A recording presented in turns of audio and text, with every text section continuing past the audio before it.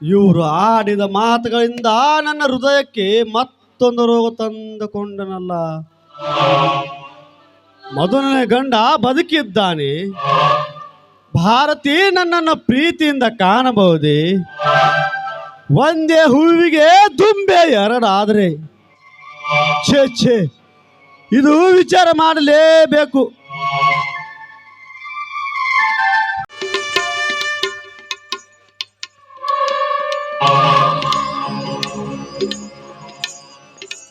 ನಿಲ್ಲು ಭಾರತಿ, ನನ್ನ ಪಾದ ಮುಟ್ಟಬೇಡ.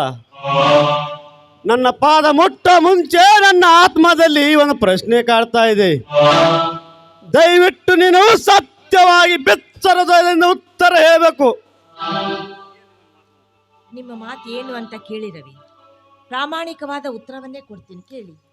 ನಿನ್ನ ಮೊದಲನೇ ಗಂಡ ಮಂಜು ಬದುಕಿದ್ದಾನೆ, ಸತ್ತಿದ್ದಾನೆ? ಇವತ್ತು ನಿಮಗೆ ನಾನು ಸತ್ಯವಾದ ಉತ್ತರವನ್ನೇ ಕೊಡ್ತೀನಿ. ನೀವು ನನ್ನ ಕೊರಳಿಗೆ ತಾಳಿ ಕಟ್ಟುವಾಗ ಮಂಜು ಸತ್ತಿದ್ದ. ನೀವು ನನ್ನ ಕೊರಳಿಗೆ ತಾಳಿ ಕಟ್ಟಿದ ನಂತರ ಮಂಜು ಬದುಕಿ ಬಂದಿದ್ದಾರೆ. ಸುಳ್ಳು ಹೇಳ್ತಾ ಇದೆಯಾ? ಮಂಜು ಸತ್ತೇ ಇಲ್ಲ. ಅವನಿಗೆ ಮೋಸ ಮಾಡಿ ನನ್ನ ಕೈಯಿಂದ ತಾಳಿ ಕಟ್ಟಿಸಿಕೊಂಡಿ. ಸತ್ತವರು ಮರೆ ಬರೋದುಂಟೆ. ಮರೆ ಬಂದರು ಮಂಜು ನನ್ನ ಗಂಡಂತೆ ಏಕೆ ಹೇಳಿಲ್ಲ ನೀನು? ನನಗೇಕೆ ಮೋಸ ಮಾಡಿದ್ದೀಯಾ? ರವಿ, ನಾನ್ ನಿಮಗೆ ಮೋಸ ಮಾಡಿಲ್ಲ. ಆ ವಿಧಿ ನನಗೆ ಮೋಸ ಮಾಡಿದೆ.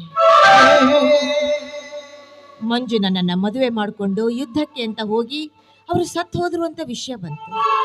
ಮುಂದೆ ನಾನು ನಿಮ್ಮನ್ನ ಮದುವೆ ಮಾಡಿಕೊಂಡೆ. ನಮ್ಮ ಪ್ರಥಮ ರಾತ್ರಿಯ ದಿನವೇ ಮಂಜು ಮರಳಿ ಬಂದ್ರು. ಅವರೇ ನನ್ನ ಗಂಡ ಅನ್ನೋದು ನಿಮಗೆ ಗೊತ್ತಾದ್ರೆ ನೀವು ಬದುಕ್ತೀರಿ ಅಂತ ನಾನು ಹೇಗೆ ತಿಳ್ಕೋಬೇಕು ರವಿ? ಅವರು ನನ್ನ ಮಗ ಅಂತ ನಿಮ್ಮ ಮುಂದೆ ಹೇಳಿದ್ರು ಕೂಡ ನಾನು ಅದನ್ನೆಲ್ಲ ಸಹಿಸ್ಕೊಂಡೆ. ಹೀಗಿರುವಾಗ ನಾನು ನಿಮಗದು ಹೇಗೆ ಮೋಸ ಮಾಡ್ತೀನಿ ರವಿ? ನೀನು ನನಗೆ ಮೋಸ ಮಾಡಿದ್ರು ಚಿಂತೆವಿಲ್ಲ. ಆದ್ರೆ ನಾನು ಈಗ ಮಂಜುವಿಗೆ ದ್ರೋಹ ಬರದಂತಾಗುತ್ತದೆ. ಅದು ಹೇಗೆ? ಮಂಜು ತಾಳಿ ಕಟ್ಟಿದ ಹೆಂಡತಿಗೆ ನಾನು ತಾಳಿ ಕಟ್ಟಿದಿವಿ. ಮಂಜು ನಿಜವಾಗಿ ಸತ್ತಿದ್ರೆ ಅವನ ಆಸೆ, ಅವನ ಕನಸು, ಅವನ ಸಂಸಾರ ಎಲ್ಲವೂ ಸತ್ತು ಹೋಗುತ್ತಿತ್ತು. ಅವನು ಸತ್ತಿಲ್ಲದ ಮೇಲೆ ಅವನ ಕಣ್ಣು ಮುಂದೆ ಅವನ ಬಾಳಿನಲ್ಲಿ ವಿಷಯವಾಗಬಾರದು. ಒಬ್ಬರ ಜೀವನದಲ್ಲಿ ಖಲನಾಯಕನಂತೆ ಪ್ರವೇಶಿಸುವುದು ಇಷ್ಟವಿಲ್ಲ. ಅಷ್ಟೇ ಅಲ್ಲದೆ ದೇಶ ಪ್ರೇಮಿಗೆ ದ್ರೋಹ ಬಗೆದರೆ ಅವನ ಉಸಿರು ನಮಗೆ ತಟ್ಟದೆ ಬಿಡಲಾರದು. ಹೆಂಡತಿಯನ್ನು ತಾಯಿ ಎಂದು ಕರಿಬೇಕಾದ್ರೆ ಎಷ್ಟು ದೊಡ್ಡ ಪವಿತ್ರವಾದ ಗುಣ ಇರಬೇಕು ಅವನಲ್ಲಿ. ಅಂತ ಅವನ ಹೆಂಡತಿಗೆ ನಾನು ತಾಳಿ ಕಟ್ಟಿರುವೆ. ಮಂಜು ಎಷ್ಟು ನೋವು ಪಡಬಹುದು. ಕೊಲೆ ನೋವಿಗಿಂತ ನೋಯಿಸೋರು ಮಹಾಪಾಪ. ಅಂಥವ್ರಿಗೆ ನಾನು ಮೋಸ ಮಾಡಲಾರೆ. ಹಾಗಾದ್ರೆ ಮುಂದೆ ನಿಮ್ಮ ವಿಚಾರ? ವಿಚಾರಿಸುವುದ್ರಲ್ಲಿ ಏನಿದೆ? ಮಲ್ಲಿಕಾರ್ಜುನ ಕೃಪೆಯಿಂದ ನಾನಂತೂ ಕ್ಯಾನ್ಸರ್ ರೋಗಿನಿಂದ ಪಾರಾದೆ. ನನ್ನ ಜೊತೆಗಾರ್ತಿ ಆಗಲು ನಾನು ಹೆಣ್ಣು ಪಡೆದುಕೊಂಡು ಬಂದಿಲ್ಲ ಅಂತ ತಿಳಿದುಕೊಳ್ತೀನಿ.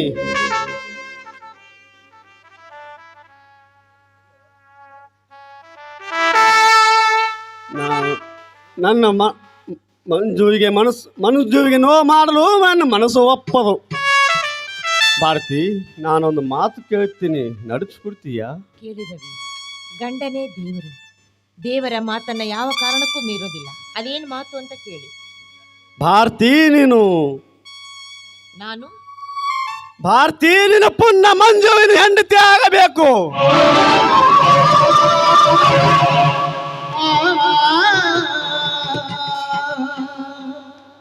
ರವಿ, ನನ್ನನ್ನ ಕಳೆದುಕೊಂಡು ನೀವು ಬದುಕಿರೋದಕ್ಕೆ ಸಾಧ್ಯ ಇಲ್ಲ. ಮಂಜು ಯುದ್ಧದಲ್ಲಿ ಸತ್ತು ಹೋದ್ರು ಅಂತ ತಿಳ್ಕೊಳ್ತೀನಿ. ದಯವಿಟ್ಟು ನನ್ನ ಕೈ ಬಿಡಬೇಡಿ ರವಿ, ಕೈ ಬಿಡಬೇಡಿ.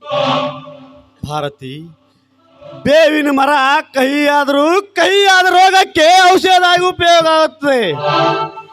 ಕಹಿಯಾದ ಮಂಜುವಿನ ಮನಸ್ಸಿಗೆ ನೀನೇ ಔಷಧ ಆಗಿ ಹೋಗಬೇಕು. ಬೇಡ ರವಿ, ಬೇಡ. ಭಾರತಿ, ನಿನಗೆ ಅರ್ಥವಾಗಲಾರದು. ನನ್ನ ಮಾತು ನೀನು ನಡೆಸಿಕೊಡಲೇಬೇಕು ಭಾರತಿ, ನಡೆಸಿಕೊಡಲೇಬೇಕು. ಇವತ್ತೇ ಹೊಸ ಬಟ್ಟೆ ತೊಟ್ಟು ಹೂವು ಮುಡಿದು ನನ್ನ ಜೊತೆಯಾಗಿ ನಡಿ.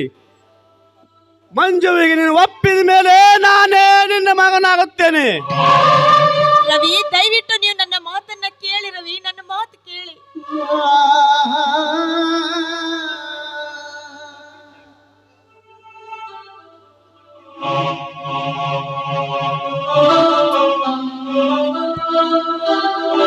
ಹೌದು ಭಾರತಿ, ತ್ಯಾಗ ಮಾಡಿದವರಿಗೆ ತ್ಯಾಗ ಮಾಡಲೇಬೇಕು.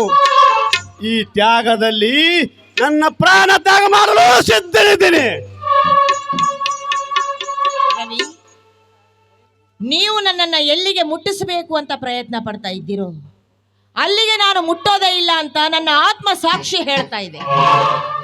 ಸಮಯ ವ್ಯರ್ಥ ಮಾಡಬೇಡ ಭಾರತಿ, ಮೊದಲು ನಾನು ಹೇಳಿದಷ್ಟು ಸಿದ್ಧರಾಗು. ಆ